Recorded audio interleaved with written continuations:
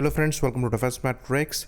तो जैसा कि हम जानते हैं, तेजस मार्क 1 की एक फ़ोटो निकलकर सामने आई थी एयर टूर कॉन्फ़िगरेशन में, जिसमें उस एयरक्राफ्ट द्वारा अस्त्र मार्क 1 मिसाइल्स को कैरी किया जा रहा था। साथ ही साथ एक सेल्फ प्रोटेक्शन जैमर को भी कैरी किया जा रहा था, जो कि इजरायली एल्टा ELL 8222 था।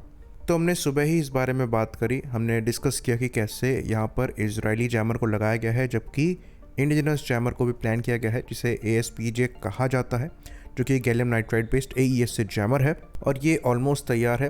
एयरक्राफ्ट के साथ भी इसे टेस्ट होते हुए देखा गया है। साथ ही साथ हमने ये भी बताया था कि यहाँ पर जो जैमर आपको दिख रहा है ये ELL 8222 जैमर है, जो कि इजरायली एरोस्पेस इंडस्ट्री द्वारा बनाया जाता है। और हमने ये भी बताया था कि ये हमारे MiG-21, MiG-23 और Su-30 MKI से भी इस्तेमाल किए जाते थे। तो जो शुरुआती बैच के तेजस मार्क 1A है, हम जानते हैं कि उनमें इजरायली AES से रडार लगा है, तो मोस्ट लाइकली इजरायली जैमर के कॉम्बिनेशन में ही ये एयरक्राफ्ट इस्तेमाल किए जाए। तो अभी एक और फोटो इस एयरक्राफ्ट की इस सेम कॉन्फ़िगरेशन में एक अलग एंगल से निकलकर सामने आई है, जो कि टेक ऑफ से ठीक पहले की है। और यहाँ पर जो जैमर है ये काफ़ी क्लियरली नज़र आ रहा है। तो ये जो जैमर है ये IAI का ELL 8222 ज़रूर है, पर ये बेसिक ELL 8222 नहीं है, जो कि हमारे दूसरे प्लेटफॉर्म में इस्तेमाल किया जाता है, बल्कि ये इसका SB वर्जन लग रहा है। तो जो SB वर्जन है ये एक AES से जैमर है। तो जो पुराने ELL 8222 हैं उसके कंपैरिजन में यहाँ पर परफॉर्मेंस जो है वो मैनीफोल्ड सुपीरियर है। यानी कि अगर एनिमी AES रडार को इस्तेमाल कर रहा है, जिसको जैम करना वैसे ही मुश्किल होता है, तो उसके अगेंस्ट में भी ये जैमर्स इफेक्टिव साबित होंगे, क्योंकि वहाँ पर फ्रीक्वेंसी बदल सकती है और ये जैमर उसको रेप्लिकेट करने में सक्षम होगा। दूसरी चीज़, यहाँ पर मल्टीपल बीम्स फोकस करी जा सकती हैं डिफरेंट डायरेक्शन में, तो ये एक साथ डिफरेंट रडार्स को भी जैम करने में सक्षम होगा।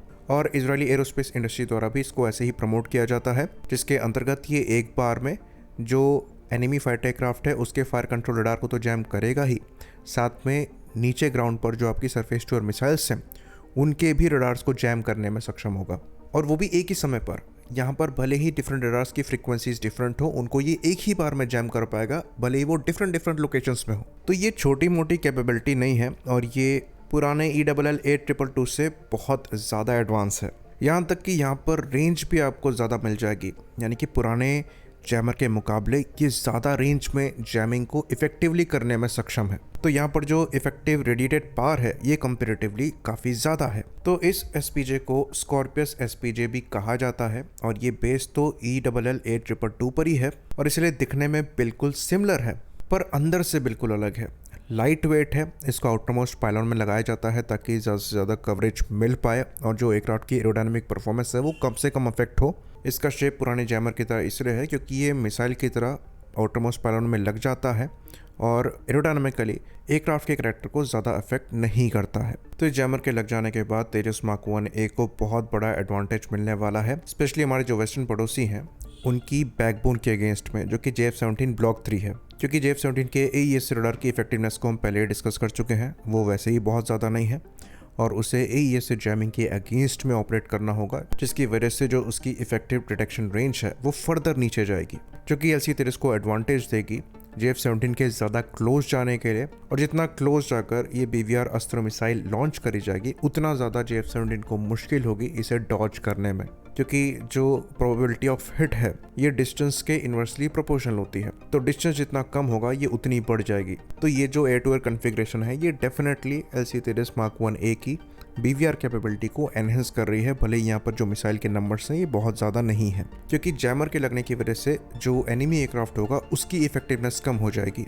और अगर दोनों एयरक्राफ्ट क्लोज रेंज में आते हैं तो वहाँ पर आपके पास BVR मिसाइल्स तो हैं जिनकी इफेक्टिवनेस ज़्यादा होगी, साथ ही साथ SRAM की भी इफेक्टिवनेस क्लोज रेंज में काफ़ी ज़्यादा होती है, जो कि 2 के नंबर में LC-30 मार्क 1A कैरी करने में सक्षम होगा। बाकी ये चीज़ हम डिस्कस कर ही चुके हैं कि ये एयरक्राफ्ट अकेले ऑपरेट नहीं करते हैं, और क्योंकि ये डेटा लिंक से कनेक्टेड होते हैं तो ये एक दूसरे के मिसाइल को भी गाइड कर सकते हैं। बाकी सुबह के वीडियो में कई पाकिस्तानी द्वारा कहा जा रहा था कि हमारे JF-17 भी लिंक 17 डेटा लिंक के साथ आते हैं, तो वो भी अपनी PL-12 को आपस में गाइड करने में सक्षम होंगे, पर ऐसा नहीं है। क्योंकि डेटा लिंक यहाँ पर लगा हुआ है, इसका मतलब ये नहीं है कि आप मिसाइल गाइड कर सकते हैं। अस्त्र मार्क 1 जो मिसाइल है ये पहली बात तो 2 वे डेटा लिंक के साथ आती है। दूसरी चीज़, जो हमारे द्वारा डेटा लिंक इस्तेमाल किया जाता है वहाँ पर डेटा ट्रांसफ़र रेट काफ़ी हाई है और लेटेंसी रेट जो है वो काफ़ी लो है।